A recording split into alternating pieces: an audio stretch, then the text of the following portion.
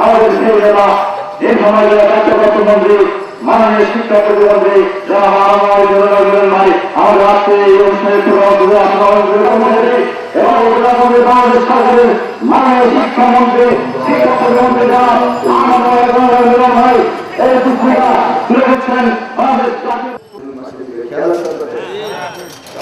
উনিও এক হাজি ছিলেন, উনি আবার এক ফতুয়া দিলেন, ভাই একটু কিছু আসলে ওখানে গিয়ে হাজি সাহেব হওয়ার পরে বলছে না না পার মারেঙ্গা অজু করেঙ্গা পার মারেঙ্গা